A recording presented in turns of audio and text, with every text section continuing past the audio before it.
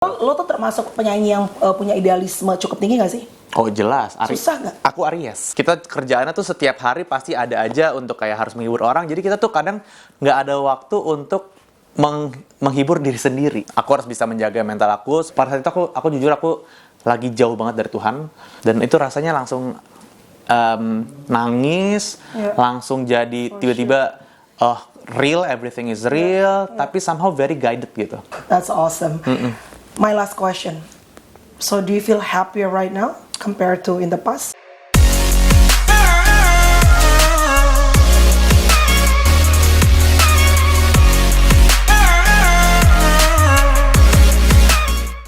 Hai guys, jumpa di vlog aku bersama dengan one of my favorite local singers, Vidi Aldiano. 1, 2, 3, jawab semuanya. Emang kalau penyanyi gitu ya, Bo. Lagu yang simple juga bisa suaranya bagus. By the way, congratulations. First of all, kakak pengen ngucapin buat Vidi, ya, congratulations untuk engagementnya. Thank you Kak, thank you so much. What a wonderful news ya, Fit, untuk mengakhiri tahun 2021 yang sebetulnya lumayan berat ya. Not only for you, but only for most of us, right? Gitu. Kalau boleh tahu, kalau boleh tempe tahu. Sebenarnya tadi kan lo bilang bahwa lo sudah pacaran 6 tahun. Iya. How come gue sebagai seorang public figure juga nggak pernah mendengar berita lo pacaran? Gak tahu karena aku juga emang nggak terlalu. Sebenarnya aku ngepost ada tapi kayak I'm not really like kayak exposing my relationship keluar karena aku tuh kayaknya dari zaman aku pertama kita kan udah lama banget kan ya. Lama banget loh. Kayak dari pertama kali. Dan lo diantar nyokap lo, Bo. Masih. Asli, Ya, itu masih diantar. baru Vidi Aldiano asli. Iya benar. Ya kan? Benar. Nah, itu dari zaman itu pun aku sebenarnya kan aku udah punya pacar tapi aku bukan tipe orang yang suka ngeliatin mengekspos relationship karena menurut aku tuh pertama tuh aku tuh juga nggak pernah punya cita-cita buat terjun ke industri entertainment gitu. Masa sih? Iya, tapi aku suka nyanyi. Tapi ternyata I don't really like the spotlight sebenarnya. And being so exposed gitu ya. Iya, apalagi maksudnya kalau misalnya untuk nyanyi aku, karya-karya aku I don't really mind, tapi kayak the other things kayak aku rasanya kayak I think it's not necessary banget sih gitu. Oke. Jadi sebetulnya pacaran sudah 6 tahun. Iya. Baru akhirnya engagement. Karena a lot of people actually pretty shocked dengan lu akhirnya engage gitu. Kapan Vidi pacarannya? Ada some people gitu ngomongnya kan. Tapi kan banyak artis gini. Fit, honestly untuk menjadi seorang penyanyi sukses di Indonesia, apalagi penyanyi cowok ya. Maksudnya lo kan nggak punya band, lo kan sendirian. Kan bukannya kehidupan pribadi itu harusnya menjadi, nggak harusnya sih. For some of singers itu kan menjadi komoditi yang bisa dipergunakan untuk memboost up karirnya. Kenapa lu tidak memilih hal itu? Itu true sih buat aku, tapi nggak semuanya tentang kayak pacaran gitu. Kayak aku tuh kalau misalnya aku manggung Kamel, kalau misalnya aku manggung dulu sebelum pandemi ya, apalagi ya tuh kalau misalnya aku manggung full set, itu aku teknik manggungnya tuh lebih senang tuh bercerita dibandingkan aku kayak nyanyi aja gitu. Jadi kayak kebanyakan lagu-lagu yang aku bawain tuh juga lagu-lagu yang aku tulis berdasarkan pengalaman aku pribadi. Tapi nggak semuanya cinta-cintaan, ada juga yang kayak my struggle, kayak aku struggling misalnya with my anxiety issues misalnya segala macam. Jadi kayak banyak hal-hal yang di luar relationship yang aku juga ceritakan di lagu-lagu aku juga sebenarnya gitu. Jadi sebenarnya si cewek ini, tapi artis juga tuh katanya pacar kamu kan?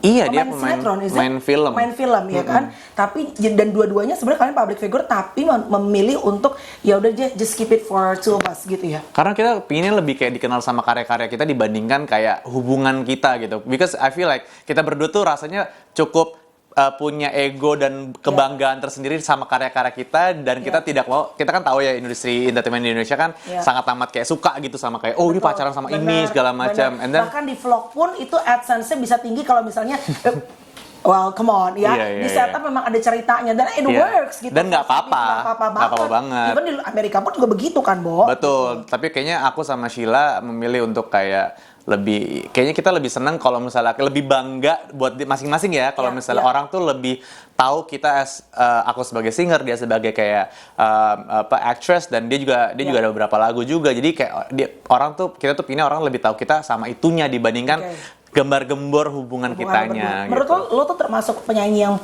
punya idealisme cukup tinggi gak sih? Oh jelas. Susah nggak? Aku Aries. Balik perbintang. Perbintangan. Harus ada. Is it hard untuk bisa menjadi seorang entertainer, especially untuk menjadi seorang penyanyi, bertahan di dunia entertainment Indonesia yang harus pegang idealisme terus? Karena kan kadang-kadang banyak orang yang punya pemikiran berbeda-beda gitu.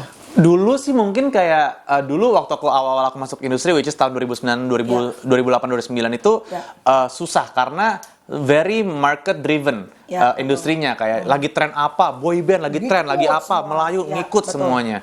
Tapi sekarang malahan kebalik banget, Kamel. It's very kayak market pull gitu. Jadi market push. Jadi kita yang nge-push market, kita tuh punya ini, dan market tuh keadaannya sekarang mereka bisa memilih mereka mau yang kayak apa. Oh, ini semua pilihannya banyak gitu. Iya, dengan kayak ada dunia digital, adanya kebebasan orang untuk memilih konten, mau konten YouTube, mau konten audio, apapun itu mereka bisa punya pilihan gitu. Dan malahan kalau kita nggak punya idealisme, kita tuh nggak bisa dibedain sama orang-orang lain gitu. Akhirnya jadi berlalu begitu aja. I mean like, okay, you're pop, terkenal, lagu lo nge-boom, tapi after that lewat begitu aja ya. Iya, dan maksudnya sekarang zamannya viral kan, maksudnya zaman-zaman.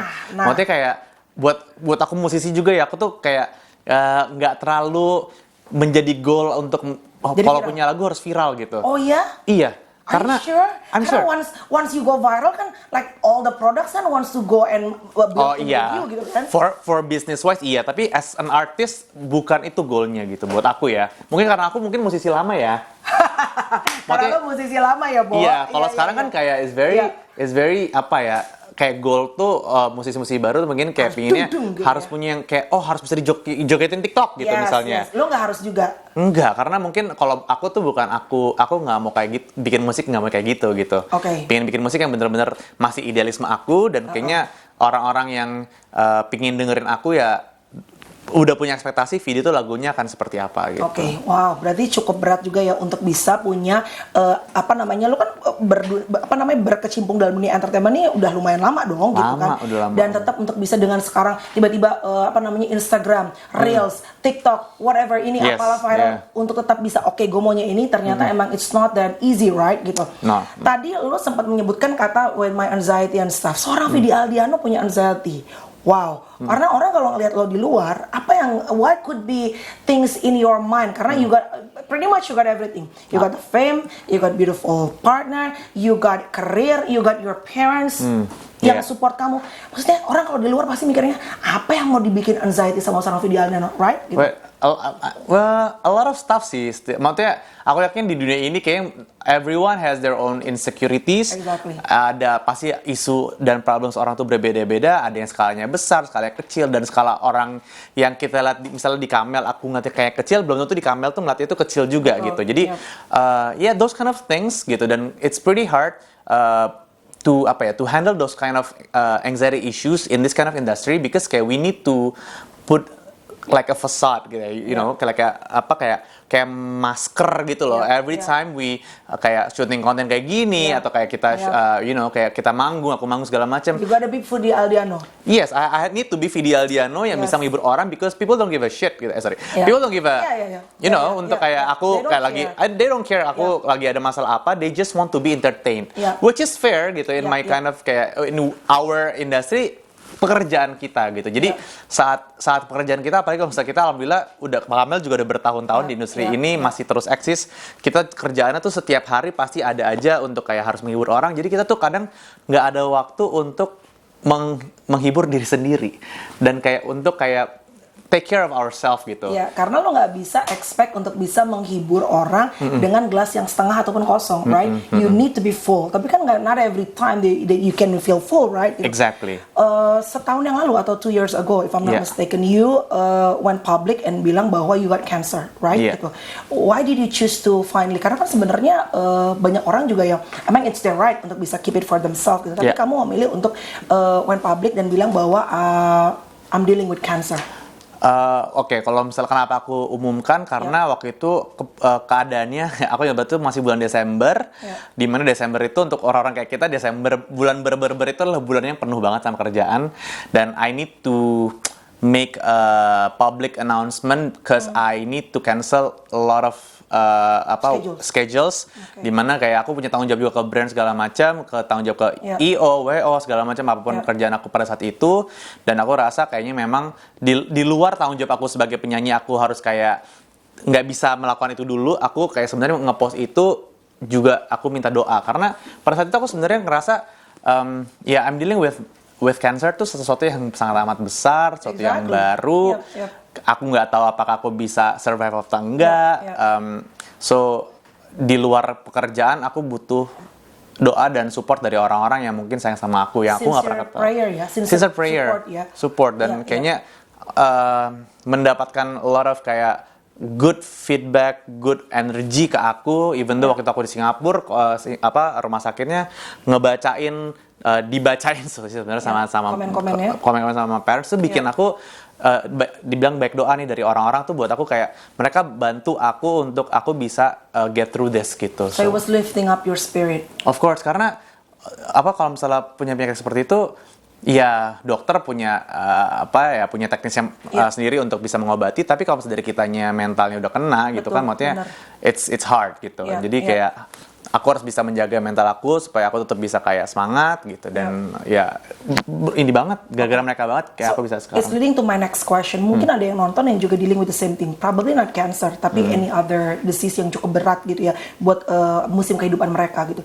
Gimana Fit untuk bisa dealing with I know it's not that hard, and seperti tadi kamu bilang, you have to be Vidi Aldiano, harus senyum, harus ngibur orang, padahal sebetulnya sometimes I know for sure that deep down inside of your heart you don't feel like at that time to entertain people.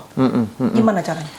Aduh, at that time sih sebenarnya aku ngerasa it's not easy, tapi I feel like it's a bit easier because of my surroundings. Aku punya keluarga yang benar-benar supportive, dan kayak teman-teman luar biasa, pasangan aku juga pada saat itu supportive sekali. Dan aku ngerasa mindset sih yang paling penting sih sebenarnya. Mindset itu yang bisa benar-benar harus bisa diubah, karena kalau misalnya kita itu ngerasa kita langsung kalah, kita akan kalah gitu. Tapi kalau misalnya kita bisa terus berjuang segala macam, itu yang susah. Kamel paling susah tuh bikin gimana caranya walaupun kita punya penyakit, kita punya problem segala macam, gimana caranya biar bikin kita ini tuh nggak kalah gitu sama Battling itu with semua. your mind. Battling with our minds is the hardest. It's the hardest. The hardest. Jadi sampai sekarang pun aku masih dalam journey itu gitu, untuk terus bisa kayak menang setiap harinya gitu. Walaupun masih banyak hari kalah gitu, aku masih sering ada berapa hari yang merasa kayak very sad, very depressed, very anxious. Tapi kayak I know that I'm heading towards days yang better dibandingkan hari-hari aku sebelumnya gitu. Karena kalau misalnya kita masih punya that kind of drive, aku yakin apapun masalah itu, walaupun masalah ada ya, tapi kita tetap bisa lewatin dan hati kita bisa lebih ringan aja gitu rasanya. What do you do most of your days beside sholat dan praying? Pasti. Praying definitely helps a lot, karena course, kayak rasanya kita nggak sendirian dan kayak ada higher power yang bisa ngebantu kita yang di luar kuasa kita. That guide you ya. That guide us, ya. yes. And peace, you know that kind of peace yang lu butuhin ya kan? Yes. Dan aku tadinya mungkin bukan orang yang mungkin spiritualnya tinggi. Aku sekarang tuh lagi menuju untuk bisa punya that kind of spirituality, karena it helps a lot. Kayak it takes the heaviest burden out of my chest. Walaupun masalahnya masih ada, at least rasa dalam hatinya tuh beratnya tuh hilang gitu. Dan itu yang buat aku magical sekali. Kalau misalnya aku nggak punya the kind of spirituality, rasanya ya udah ada penyakitnya, hati berat, pikiran berat, lu harus kerja dengan masih harus kerja, nggak bisa fungsi jadi manusia buat aku. Waktu dokter bilang you got cancer, did you angry at that time with the situation, and not with God, but when you pray, could you pray at that time? I could not. I felt numb for several days. Kayak I cannot really process what's been happening. Terus kayak beberapa hari ke depan tuh rasanya tuh aku masih sibuk, soalnya aku masih kerja, masih segala macem. Jadi kayak rasanya masih nggak bisa ngeproses bener-bener kayak aku tuh ini apa sih gitu. And then ada hari-hari dimana aku libur, dan di situ baru bisa kayak mikir kayak ini apa ya, maksudnya apa gitu. Dan rasanya di situ aku baru kayak pada saat itu aku jujur aku lagi jauh banget dari Tuhan, dan rasanya diketok sama Tuhan kayak yuk balik ke aku gitu. Dan itu yang aku rasanya, dan itu came naturally, bukan karena gara aku dapat sakit terus aku langsung nyari Tuhan, enggak. Itu aku nggak langsung nyari karena aku masih nggak tahu nih apa. Tapi rasanya aku tahu nggak sih, kayak pernah nggak sih Kamel rasain kayak ada panggilan yang kayak very magical. Aku juga kayak ngerasa sampai sekarang kalau inget momen itu aku masih ada merindingnya, karena bukan aku yang nyari, tapi aku yang dicari loh. Aku yang dicari. He's looking for you ya. Iya, he's looking for, I think kayak ada rasa kangen di dalam tubuh, dalam badan aku yang kayak rasanya dipanggil. Dan itu rasanya kayak apaan nih, nggak pernah aku selama berapa puluh tahun aku punya agama, nggak pernah aku sekali pun ngerasain hal itu. Dan ada jam 4 sore aku ingat banget, itu aku ngerasa itu dipanggil, dan itu rasanya langsung nangis, langsung jadi tiba-tiba real, everything is real, tapi somehow very guided gitu. Jadi very guided. Jadi dari hari itu somehow urusannya berat, tapi kayak dikasih jalan gitu. Misalnya kayak aku di Singapura gitu, aku rumah sakitnya penuh. Jadi tadinya harusnya aku operasi itu nggak bisa bulan Desember, harusnya kalau Desember Januari itu full banget dan nggak understaff karena ada Christmas, ada tahun baru segala macam. Tapi somehow ada aja satu kamar kosong cuman buat pasien darurat, dan itu aku dapet gitu. Terus kayak aku dapet dokter juga itu dari temen aku yang kita cuma ketemu random di sebuah tempat, dia yang kayak bantuin semuanya. Kayak semuanya tuh walaupun ya berat tapi dipermudah, dikasih jalan ini, diketemuin teman, nih dikasih kamar rumah sakit, ini diketemuin dokter ini. Rasanya tuh semuanya tuh kayak ya. And you knew it at that time that it was God's help, right? Iya, bukan aku tuh gak ada effort yang kayak aduh harus cari segala macam, gak ada. Kayak itu rasanya tuh dikasih gitu. Jadi itu yang rasanya itu. Yang it's hard to explain. It's hard to explain. Apa yang dibentuk sama Tuhan dalam dirinya Vidi setelah kejadian itu? I think he made me know what's best, and prioritas aku jadi jelas. Karena tadinya mungkin aku tuh udah berapa tahun mungkin sempat ngerasa kayak udah kerja terus. Kerjanya itu yang nggak sehat lagi, maksudnya kerjanya tuh kayak bisa menomorduakan segala hal gitu, including pokoknya kerja nomor satu tuh kerja, pokoknya relationship with my parents, my loved ones, kayak my body, my health, itu tuh kayak come second and so on gitu. Jadi buat aku sekarang benar-benar kayak Tuhan tuh rasanya, dan itu stres, keadaan itu stres. Mungkin aku bisa dilihat, sukses, duitnya segini, kerjaannya setiap hari nyanyi segala macam, wah kayaknya sibuk segala macam, but I was not happy, I was very stressed, even though kayak kalau misalnya tadi Kamel balik ke pertanyaan awal, apa sih yang kurang? Sebenarnya kalau dipikir-pikir kayak nggak ada, tapi tetap kurang. Tapi tetap kurang dan aku stres gitu. Tapi saat aku nemuin itu, wah itu rasanya walaupun ya ada kanker, ada segala macam, tapi aku nggak stres. Aku nggak berat gitu hatinya. Ngerti nggak sih? Jadi kayak I don't really mind with all the ujian yang dikasih sama Tuhan, tapi rasanya aku tuh lebih damai dan lebih ringan dibandingkan aku yang dulu-dulu yang aku nggak ada apa-apa, aku sehat segala macam, nyanyi segala macam setiap hari.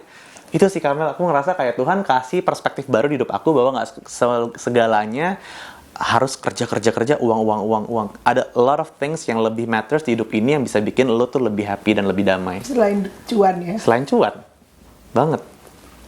Wow, that's awesome. My last question. So do you feel happier right now compared to in the past? Oh, of course. Definitely happier, more calm, more grateful, more present sama my surroundings. Lebih apa ya? Lebih gampang terharu juga sekarang. Dulu tuh kayak batu Kamel, aku kayak nggak punya hati, kayak ada pecerita apa sama orang aku kayak Sekarang tuh kayak every single thing, every good news, every apa segala macam, aku tuh kayak amplified gitu loh, kayak I really appreciate kayak gitu, a lot of kayak good things, small things itu mau segede apapun aku rasa kayak wah iya appreciative sekali gitu.